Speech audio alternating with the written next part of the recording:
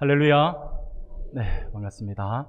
오늘도 하나님께서 주시는 큰 은혜 안에서 우리 함께 예배하는 모든 성도님들이 주님의 풍성한 그러한 은혜를 온전히 받아 누리는 복된 시간이 되기를 소원합니다. 예, 오늘은 우리가 에베소서 2장의 말씀을 함께 읽었습니다. 본문의 말씀을 가지고 연합을 이루시는 성령이라는 제목으로 같이 말씀을 잠시 살펴보면서 하나님의 은혜를 나누고자 합니다. 사랑하는 우리 성도 여러분, 우리는 지난 시간까지 지난 시간에는 우리가 성령에 대해서 우리 함께 말씀을 나누었죠. 성령이 누구이시며 성령의 역할이 무엇인지를 우리 함께 살펴보았습니다. 성령은 하나님의 은혜를 알게 하시고 또 영과 육의 일을 분별하게 하시며 우리 안에서 믿음을 일으켜 우리로 하여금 하나님을 믿게 하시는 분이시다라고 이렇게 우리가 함께 말씀을 나누었죠. 그리고 오늘은요, 성령 하나님을 통해서 하나님을 믿게 된 우리가 그 믿음을 어떻게 적용하며 나가야 될 것인가에 대한 부분들에 대해서 우리가 함께 살펴보면서 하나님의 은혜를 나누고자 합니다.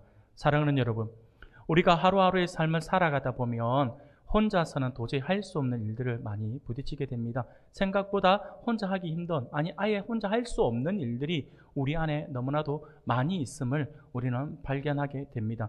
그렇게 혼자 할 수 없는 일들은 어떤 것이 있을까요? 예전에 스위스의 의사이며 작가인 폴 트루니에라고 하는 작가가 있었는데, 이 폴 트루니에가 사람이 혼자 할 수 없는 것에 대해서 말을 한 적이 있습니다. 문득 생각이 나서 잠깐 소개하겠습니다. 그는요, 이렇게 이야기를 했어요. 사람이 혼자 할 수 없는 것에 대해서 이야기를 하면서 이 세상에서 혼자 할 수 없는 일이 있는데 그것은 바로 결혼하는 것과 그리스도인이 되는 것이다 라고 이야기를 했습니다. 여러분, 그렇습니다. 결혼을 우리가 혼자 할 수는 없는 것이지 않습니까? 결혼은 혼자 할 수 없어요. 그런데 결혼을 혼자 할 수 없는 것처럼 우리가 그리스도인이 된다라고 하는 것도 결코 혼자 할 수 없습니다. 여기서 그리스도인이 된다라고 하는 것은요, 믿지 않는 사람들이 믿지 않는 사람들이 예수를 믿게 되는 과정에서 일어나는 그것을 이야기하는 수도 있고요. 성도들 가운데서도 우리가 예배교회는 나왔지만 내가 온전한 신앙을 가지고 온전한 그리스도인으로서 하나님께 인정을 받는 그런 모습을 가지는 것은요, 결코 혼자 할 수 없는 것이다 라고 이야기를 하는 것이죠. 사랑하는 여러분, 잠시 앞뒤 좌우를 한번 돌아볼까요? 여러분들의 옆에, 여러분들의 앞뒤를 한번 돌아보십시오. 우리는 혼자 있지 않습니다. 함께 예배하고 있습니다. 이는 하나님께서 그렇게 불러주셨다라고 하는 거죠. 나 혼자 예배하고 있는 것이다라고 한다면 좀 어떻겠습니까? 여러분들, 전에도 한번 제가 아주 끔찍한 상상을 한번 해보자라고 말씀을 드렸어요. 생각하기에는 좀 따라서 끔찍할 수도 있고 다를 수도 있는데, 제가 볼 때는 제가 그 입장이면 끔찍하지 않을까라는 생각이 듭니다. 뭐냐면요, 우리 예배당 안에 아무도 없어요. 여러분들 개인 혼자만 딱 앉아 있어요. 그리고 목사인 저와 여러분들의 개인과 1대1의 예배를 드리고 있다 생각해 보십시오. 생각만 해도 끔찍하시죠?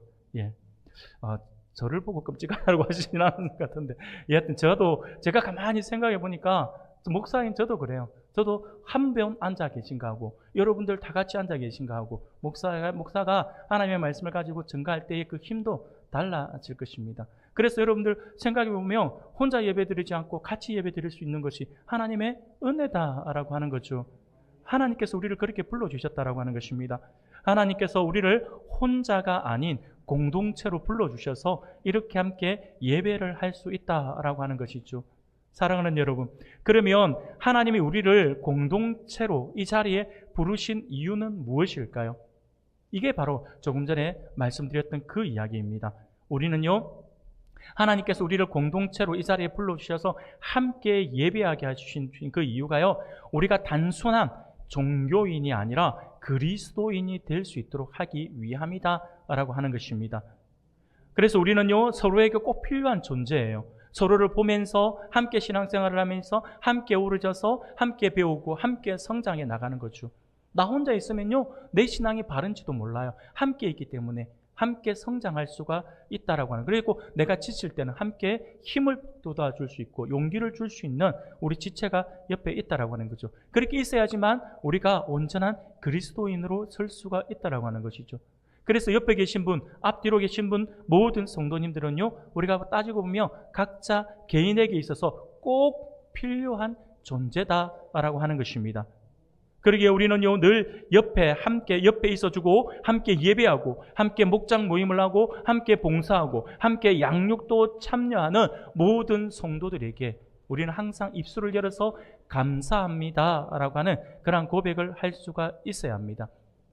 그냥 느낌으로만 감사하다가 아니라 입술로 여러분들 함께 예배드려서, 함께 봉사해서, 함께 한 공동체를 이루어 주어서 감사합니다라고 인사 한번 해보신 적이 있나요? 없으시죠? 그러면 이 시간 한번 해봅시다. 앞뒤 좌우를 우리가 보면서 한번 돌아보면서 함께 이렇게 인사합시다. 함께 예배드릴 수 있어서 감사합니다라고 인사합시다. 함께 예배드릴 수 있어서 감사합니다. 예, 다시 한번 더 인사할까요? 함께 은혜 받고 주님의 제자가 됩시다. 함께 은혜 받고 주님의 제자가 됩시다. 할렐루야. 아멘. 사랑하는 여러분, 하나님의 받은 은혜는요, 표현을 하셔야 돼요. 감사는요, 표현을 하셔야 합니다. 우리가 특히 감사합니다, 감사합니다, 감사합니다 돈 드는 거 아니잖아요. 우리가 감사를 많이 고백할 수 있기를 바랍니다. 옆에 우리 성도님이 옆에 함께 예배드리고 있어 자체가 얼마나 감사합니까? 목사도요, 앞에서 설교하다가 한 몇 주간 보이지 않던 분이 보이잖아요. 설교 시간에 오셨네요, 감사합니다 인사는 못하지만 마음으로는 얼마나 감사한지 몰라요. 얼마나 고마운지 몰라요. 사랑하는 성도 여러분, 그리고 또 우리가 잊지 않고 감사해야 할 분이 한 분 계시죠. 그분은요, 발음이 아니라 바로 성령 하나님이십니다. 우리 모두가 이 자리에 모일 수 있도록 해주신 분이 바로 우리 성령 하나님이시기 때문입니다. 그러면 여러분, 성령 하나님이 하시는 일, 조금 전에 우리가 지난주에도 함께 살펴보았지만 우리가 다시 한 번 더 우리가 점검하고 또 다시 한 번 더 성령의 또 다른 사역들을 우리가 살펴보기 위해서 한번 물어보겠습니다. 성령이 하시는 일이 무엇일까요? 성령은요, 우리가 복음의 말씀을 믿도록 하신, 이게 굉장히 중요합니다. 우리를 믿게 하신다라고 하는 거죠. 우리를 믿게 하십니다. 그래서 예수 그리스도께서 이루어 주신 그 구속의 은혜를, 그 구원을 우리에게 적용시켜 주시는 분이 바로 성령 하나님이시다라고 하는 것이죠. 그러므로 우리는 우연히 이 자리에 와 있는 것처럼 보이지만 그것은 우연이 아닙니다. 아무 이유 없이 이 자리로 오지 않았다라고 하는 것입니다. 비록 어떤 사람은요, 억지로 오거나 별 생각 없이 왔다라고 생각할 수도 있습니다. 특히 자녀들은요, 내 의지하고 상관없이 부모님이 가자 하니까 얼떨결에 따라왔다라고 생각을 할 수도 있습니다.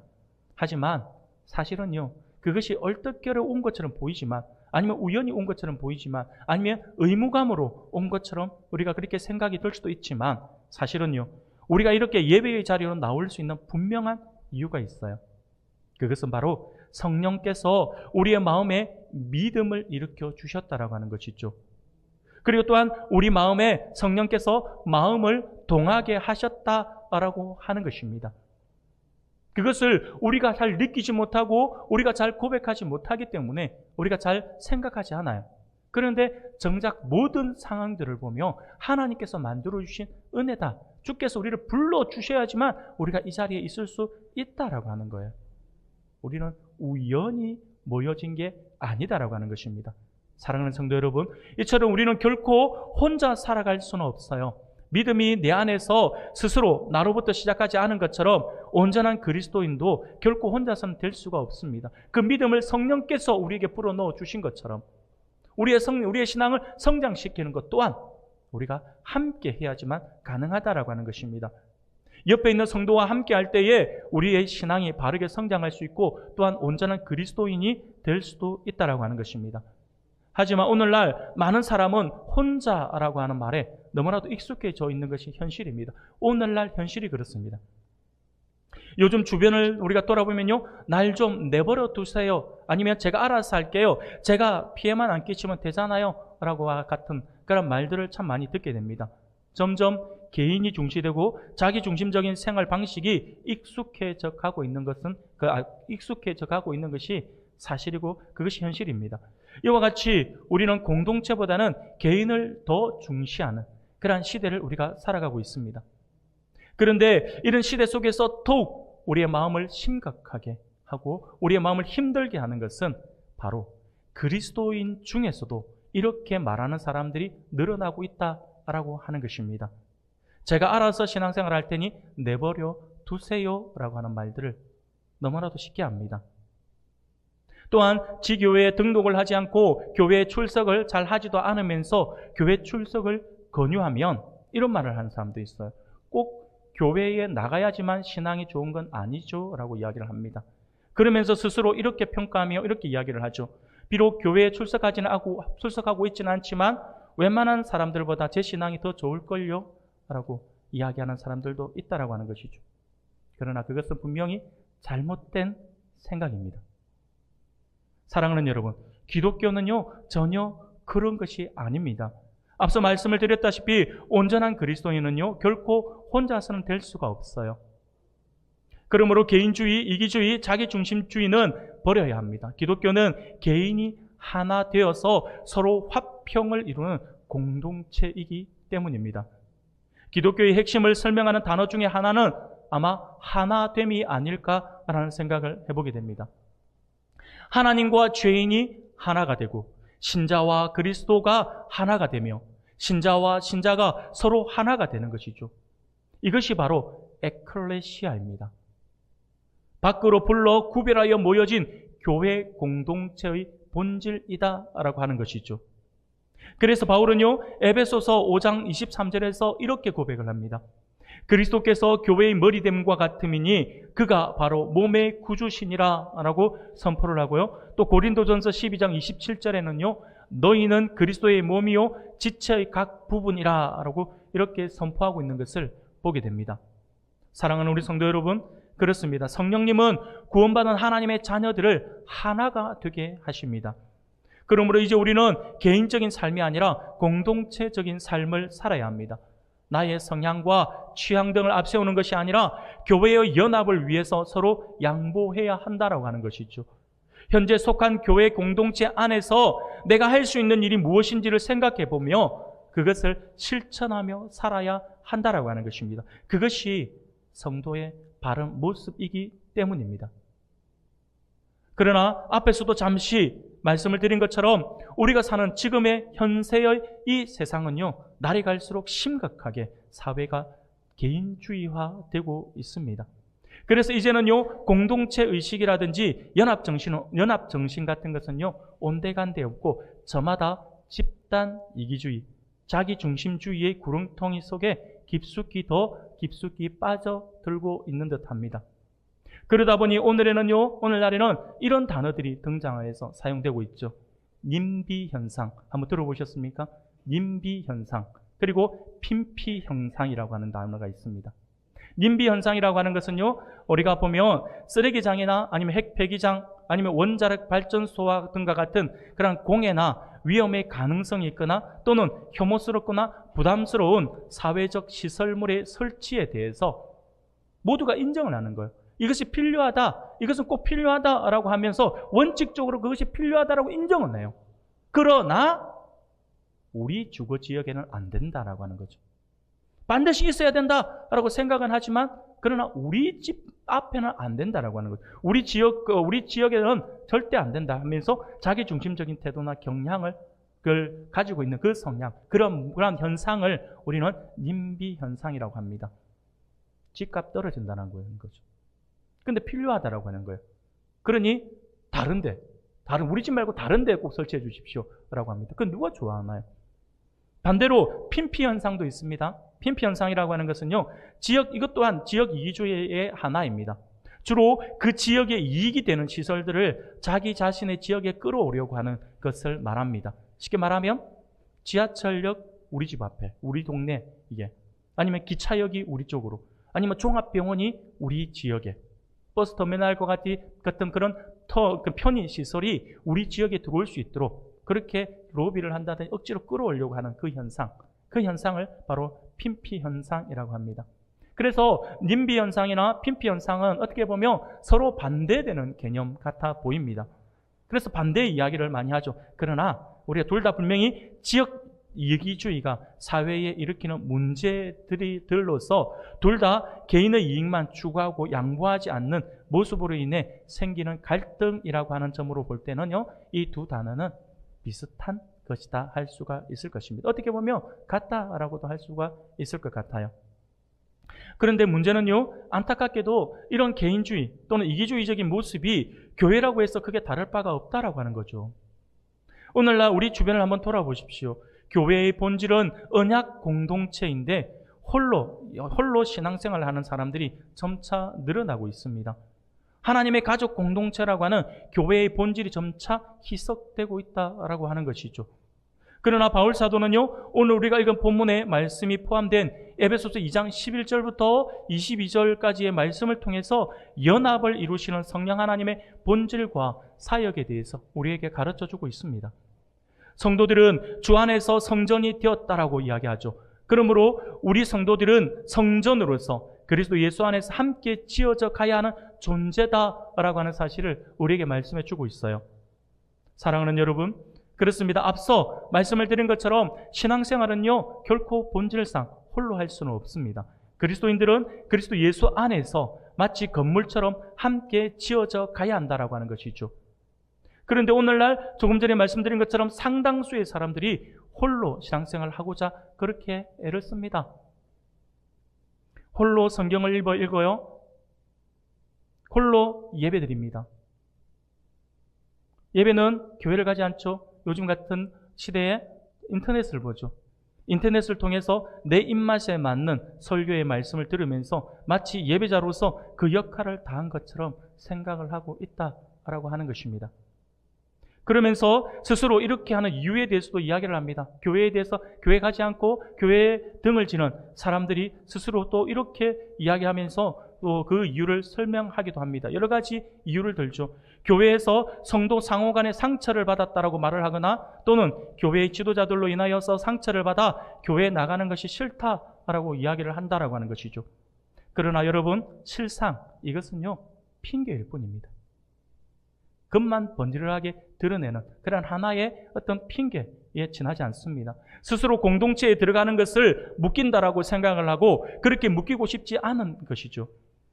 그렇게 하나됨이 귀찮게 여겨지는 현대의 개인주의 성향이 부른 결과를 그럴싸한 말로 자기 합리화하며 포장을 하여서 자신의 모습을 변호하고자 할 뿐이다라고 하는 것입니다. 사랑하는 여러분, 계속해서 반복해서 여러분들에게 말씀을 드립니다. 신앙생활은 결코 본질상 홀로 할 수 있는 것이 아닙니다.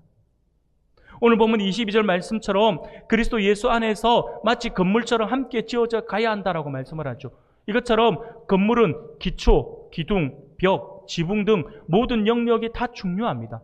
각각의 요소가 서로 유기적으로 얽히고 설켜서 서로를 지탱하고 유지할 때에 비로소 아름다운 건물이 완성될 수가 있다라고 하는 것이죠. 그런데 이 말씀을 보면 언뜻 보면 교회 건물 자체에 관한 말씀처럼 보입니다.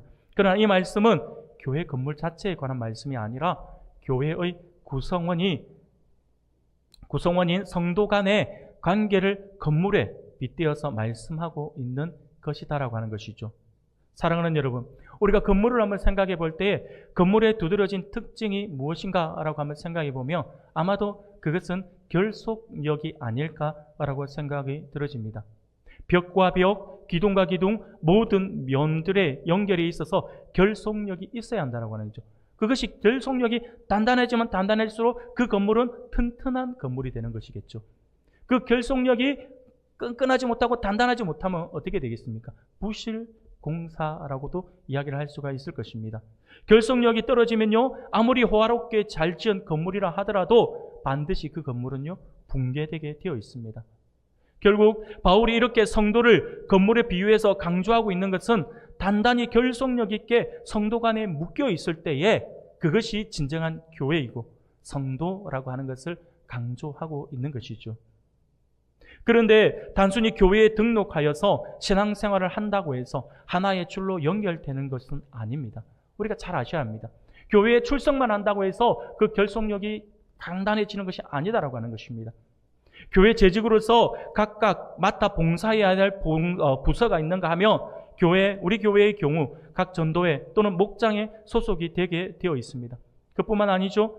기존의 성도인 경우 교사로서 섬기고요, 찬양대, 차량봉사, 식당 등 여러 곳에서 봉사를 해야 할 곳이 반드시 있게 되어 있습니다. 그러다 보니까 어떤 교회는요, 특히 우리 교회 같이 이 정도의 규모는요, 한 사람이 한 개만 봉사하는 것이 아니에요. 2중, 3중으로 직분을 맡아 있는 것을 보게 됩니다. 그러다 보니까 여러 가지를 맡아 있다 보니까 많은 사람들이 거기에 대한 불평을 가지면서 지나치게 성도들을 구속한다라고 하며 원망하는 분들도 분명히 있습니다. 그런데 그것이 아니에요. 단순한 구속이 아니에요. 내가 여러 가지 일을 여러 가지 동시에 한 개가 아니라 두 가지, 세 가지를 봉사를 하고 있다는 말은 여기에도 관련되어 있고 저기에도 관련되어 있고 여기에도 관련되어 있다라고 하는 그것은요, 하나의 어떻습니까? 끈끈하게 거미줄처럼 결속력이 더 단단해지고 있다라고 하는 그러한 의미입니다. 아주 쉬운 예를 들면 내가 아무것도 봉사하지 않고 그냥 주일에 와서 교회를 출석만 하고 가는 사람, 그 사람과 교회에 와서 여러 가지, 세 가지, 네 가지 봉사를 해서 끈끈하게 여기도 얽혀있고 저기도 얽혀있고 끈끈하게 매여있는 사람과 볼 때에 누가 더 교회를 쉽게 떠날 수가 있는지 아시는지 우리가 말씀드리지 않아도 아실 겁니다. 소속감이 없는 사람들은요, 쉽게 움직일 수 있어요. 그러나 소속감이 있고 결속력 있게 단단하게 묶여있는 사람들은 그러지 못합니다. 예전에 어떤 분이 그런 이야기를 하더라고요. 자기가 교회에서 어떤 성도들과 함께 교제를 하다가 상처를 받아서 교회를 떠나야겠다라고 하는 마음들을 가졌대요. 교회를 떠나야겠다는 마음을 다 가졌는데, 그런데 아무리 자기가 자기가 기도를 못 하겠더래요. 왜? 기도하면 하나님께서 그래 떠나라 할 것 같습니까? 그렇게 하지 않을 것 같으니까 도저히 기도가 안 되더래요. 그래서 계속 그냥 고민만 되더래요. 어떻게 하면 좋을까? 어떻게 하면 좋을까? 계속 고민이 되더래요. 그러면서 딱 정리를 하고 그 다음 주에 교회를 출석을 했어요. 다시 왔어요. 교회 한 주도 안 빠지고 그냥 또 오는 거예요. 안 나오겠다라고 말을 하면서도 왔더라고요. 그래서 어떻게 오게 되었습니까? 그때 그렇게 하더니 모두 해결되었습니까? 라고 했더니 딱 한마디를 하더라고요. 주일학교 교사였거든요. 내가 우리 아이들이 눈에 밟혀서 못 가겠습니다. 그분이 여기도 봉사하고 저기도 봉사하고 여러 가지 봉사도 하다 보니까 너무 결속력이 강한 쪽에 더 강해지니까 내가 상처가 되고 힘이 들더라도 이것은 아니야. 그게 상처가 되는 것이 아니라 오히려 사랑하는 쪽이 봐지면서 그 사랑하는 사람들과 더욱더 단단해지고 그 때문에 내가 더욱더 하나님 앞에 메어 달리게 되더라 라고 고백을 하더라고요. 사랑하는 여러분, 바로 그게 결속력이 주는 힘입니다. 사랑하는 여러분, 우리의 구속은요, 여러 가지 일을 하면서 되는 것이 구속처럼 보이지만 그 구속은 단순한 구속이 아니라 생명이 있는 연결이고 연합이다라고 하는 것입니다. 그래서 바울은요, 이방인이 교회에 들어오는 것 자체를 그냥 설명하지 않습니다. 이방인이 교회에 들어왔다, 이렇게 해서 네가 구원받았다, 이렇게 설명하지 않아요. 아주 중요한 단어를 써서 설명을 합니다. 로마서 11장 17절에 보면 이렇게 말씀을 해요. 제가 읽어드립니다. 또한 가지 얼마가 꺾이었는데 돌 감람나무인 네가 그들 중에 접붙임되어 참 감람나무 뿌리의 진액을 함께 받는 자가 되었은즉 이라고 말씀을 합니다. 무슨 말일까요? 사랑하는 여러분, 성도의 연합은 단순한 연합이 아니에요. 성도의 연합은요, 단순한 연합이 아니라 생명의 연합이다라고 하는 것을 말씀하고 있는 것입니다. 그런데도 우리가 구원받은 성도라고 하면서 교회를 겉돌 수가 있겠습니까? 교회를 내 마음에 들지 않는다 하여 쉽게 들어오기도 하고 쉽게 나가기도 할 수가 있겠습니까? 그럴 수가 없습니다.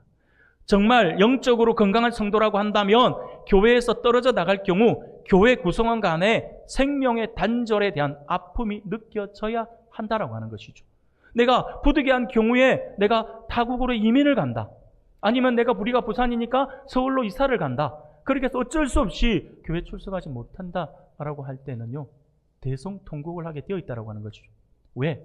나의 생명을 나누는 예수 그리스도의 피를 함께 나누는 공동체, 생명의 연합이 되어 있는 이 공동체와 떨어지니까 내가 목숨을 잃는 것 같은 아픔, 내 팔이 하나 떨어져 나간 것 같은 아픔 때문에 눈물이 흘리게 되어 있다라고 하는 거죠. 이게 진정한 성도의 모습이다라고 하는 것이죠. 사랑하는 성도 여러분, 이제 스스로 한번 점검해 볼 수 있기를 바랍니다. 진정한 성도라고 한다면 교회에서 다른 성도와 단단한 연합의 관계에 있어야 합니다. 성령 하나님께서 바로 이 역할을 감당해 주신다라고 하는 것입니다. 그러므로 오늘 우리 성도들은요, 우리들은 주변을 한번 돌아보셔야 합니다. 그렇게 돌아보면서 우리 교회 안에, 그리고 교회 밖에, 교회 안에, 특히 교회 안에, 교회 안에 적응하지 못하고 있는 아웃사이더들이 있지는 않은가 한번 볼 수 있어야 합니다. 그래서 만약에 우리 가운데에서 우리 교회 안에 아웃사이더가 있다고 한다면 그를 인사이더가 될 수 있도록 신앙을 북돋아주고 격려해 주어야 합니다. 그 이유는 딱 하나예요. 우리 모두가 그랬잖아요. 우리 모두가 구원의 은혜를 받기 전에 영적 아웃사이더로 살아가고 있었지 않습니까? 그러다가 하나님의 은혜로 그리스도와 연합하는 인사이더가 되었으니 이제 우리도 다른 사람들에게 연합의 은혜를 베풀어야 한다라고 하는 것이죠. 이것이 그리스도인 곧 성도의 바른 모습이라고 할 수가 있다라고 하는 것입니다. 사랑하는 성도 여러분, 에베소서는요, 삼위일체 하나님에 대한 찬양으로 시작하여서 새로운 창조, 곧 하나님 나라의 그림을 그려주고 있습니다. 한 가족 공동체로서 새로운 공동체, 새로운 하나의 어떤 그러한 창조로서의 공동체를 이야기하고 있습니다. 특히 에베소서 2장은요, 이 새로운 창조의 그림인 성도들과 창조의 그림이 성도들과 어떤 관련이 있는지 초점에 맞추어져 있습니다. 특히 바울은요, 에베소서 2장을 시작하면서 우리가 허물과 죄로 이미 죽었다라고 선언합니다. 하지만 하나님께서 세상의 풍조와 악한 영을 따라 살아가는 우리를 버려두지 않으시고 그리스도와 함께 살리셔서 그리스도와 함께 승리를 누리며 살아가는 존재로 만들어 주셨어요. 그래서 구원은 하나님의 선물이자 하나님의 은혜다라고 이야기하는 것입니다.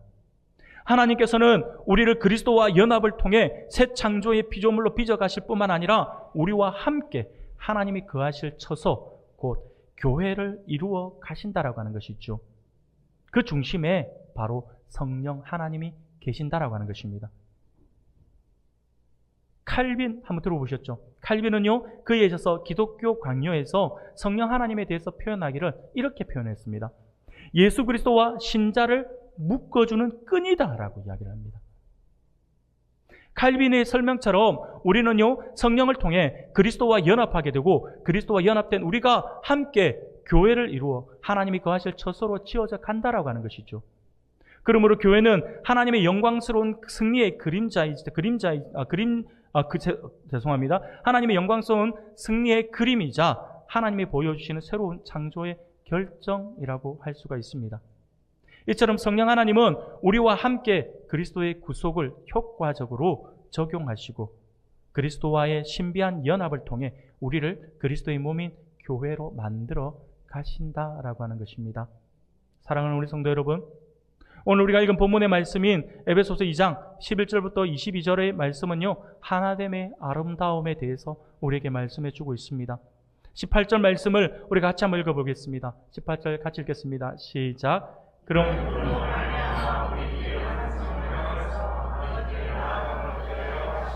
아멘. 이는 그로 말미암아 우리들이 한 성령 안에서 아버지께 나아감을 얻게 하려 하십니다 라고 말씀을 합니다. 교회 공동체를 하나 되게 하시는 것은 성령의 사역이다라고 하는 것입니다. 성령님은 우리를 한 성령 안에서 아버지께 나아가게 합니다. 홀로 신앙생활을 하는 것이 아니고 우리는 함께 한 성령 안에서 아버지께 나아간다라고 하는 것입니다. 우리는 모두 같은 하나님의 자녀이기 때문입니다. 그런데 우리가 알고 있는 바와 같이 에베소서는 바울이 에베소 교회에 보낸 편지이죠. 바울은 이방인 그리스도인을 위하여 이런 내용을 적었다라고 하는 것입니다. 이는 곧 유대인뿐만 아니라 이방인도 한 성령 안에서 함께 하나님께 나아간다라고 말씀을 하고 있는 것입니다. 이것을요 19절에서 이렇게 표현을 합니다. 그러므로 이제부터 너희는 외인도 아니요 나그네도 아니요 오직 성도들과 동일한 시민이요 하나님의 권속이라 라고 말씀을 합니다. 즉 이방 그리스도인은 더 이상 외인도 아니고 나그네도 아니다라고 하는 것입니다. 오직 성도와 같은 하나님 나라의 시민이고 권속이다라고 하는 것입니다. 바로 한 가족이라고 하는 것이죠. 사랑하는 여러분, 이것은 성령께서 그들을 그렇게 만드셨기 때문입니다. 그래서 다시 말해서 이방인들, 전혀 하나님과 관계없던 그들을 주님께서 은혜 베풀어 주셔서 복음이 들어가게 하고 그들을 교회 안으로 들어와서 하나로 묶어 주셨는데, 그래서 하나가 되었다 정도로 이야기하는 것이 아니라 이제 너희는 한 성령 안에서 한 가족이다라고 이야기하는 거예요. 이방인들, 믿지 않는 사람들을 불러서 하나님께서 한 가족이라고 말씀을 하는데, 지금 옆에서 우리와 함께 예배하고 함께 하나님을 향해서 하나님 저 천국을 향해 달려나가는 우리들, 뭘로 표현하겠습니까? 당연히 우리 또한 옆에 있는 성도님 또한 가족입니다, 여러분. 가족임을 알아야 합니다. 그래야지만 우리가 신앙생활에 있어서 이 성령에서 하나 되게 하신 이 은혜를 온전히 누릴 수가 있어요.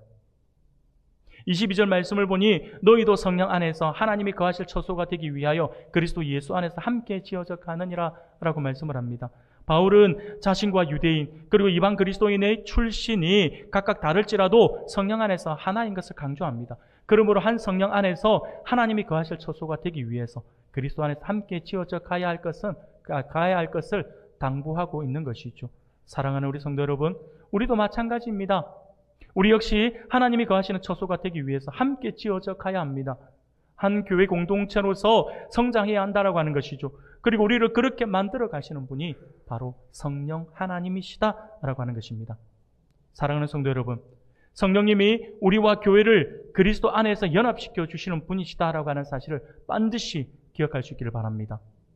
그러므로 우리 하나님의 백성들은 개인주의가 아니라 공동체주의적인 가치를 가지고 살아가야 합니다. 따라서 성령 하나님의 하나 되게 하시는 사역을 따라서 우리는요, 같은 믿음을 가지고 같은 하나님을 찬송하면서 함께 지어져가는 성전이 되어야 한다라고 하는 것입니다. 물론 우리가 공동체를 이루어 간다라고 하는 것은 결코 쉬운 일이 아닙니다. 어렵습니다. 말처럼 쉬운 게 아니에요. 서로 성향이 다르고 개성이 다르지 않아요. 성별이 다르고 나이도 다르고 관심사가 전혀 달라요. 그러다 보니 모든 사람이 내 마음과 같을 수가 없습니다. 서로 분명 다를 수가 있습니다. 그러나 기억해야 할 것이 있습니다. 우리는 각자는 서로 분명히 다릅니다. 그래서 나 혼자 힘으로 공동체를 이루어 나가기는 어렵다라고 하는 것이 분명히 인식되어집니다. 그러나 정말 중요한 것은 뭐냐면, 그래서 우리 하나님이 계신다라고 하는 거죠. 연합할 수 있도록 실제적으로 도우시는 성령님이 계신다라고 하는 거예요. 성령 하나님은 우리와 교회를 그리스도와 연합시켜 주시는 분이십니다. 그러므로 어떤 일에도 우리는 공동체를 포기할 수가 없습니다. 아니, 포기했어도 안 됩니다. 왜냐하면요, 연합을 이루어 가시는 성령님이 오늘 우리 가운데 계시기 때문입니다. 사랑하는 성도 여러분, 오늘 하나님께서 우리에게 주시는 말씀을 기억할 수 있기를 바랍니다. 성령께서 신자에게 그리스도를 통해 하나님의 구원 사역을 적용하시듯이 신자와 그 교회를 그리스도와 연합시켜 주시는 분 또한 성령 하나님이시다라고 하는 사실을 믿고 의지할 수 있기를 바랍니다. 또한 우리가 이미 알고 있다시피 교회는 그리스도의 몸입니다. 성령은 예수 그리스도의 몸인 교회의 각 지체가 그리스도와 연합하여 생명을 가지고 살아가게 하시는 분이십니다. 그러므로 우리 안에 하나님이 주신 믿음이 있다고 한다면 우리는 하나님이 보이신 하나됨과 연합을 향하여 함께 나아가게 되어 있는 그러한 존재들입니다. 우리 안에 하나님이 영이 계신다라고 한다면요. 그러므로 이제 우리의 신앙생활에서 개인주의적인 모습이 강하다라고 생각한다면 다시 한 번 더 기독교의 본질인 하나됨과 연합이라고 하는 것을 한번 기억해 볼 수 있기를 바랍니다. 그래서 이제 우리 모두 성령 하나님을 의지하여 함께 지어져가는 성전으로서 하나 되는 삶을 결단할 수 있는 우리 성도님들이 되기를 소원합니다. 그렇게 하나 되는 삶을 결단함으로써 또한 함께 하나님의 영광 가운데 아름답게 세워진 주님의 몸인 교회로서 우리를 통해 일하실 하나님을 기대하며 함께 나아갑시다. 그리하여 단 한 명의 성도도 소외됨이 없이 모두 함께 하나의 몸과 마음으로 세상을 향하여 그리스도의 참빛을 증거함으로 하나님의 영광을 나타내는 우리 모든 은광교회 성도님들이 다 되시기를 주님의 이름으로 축원합니다.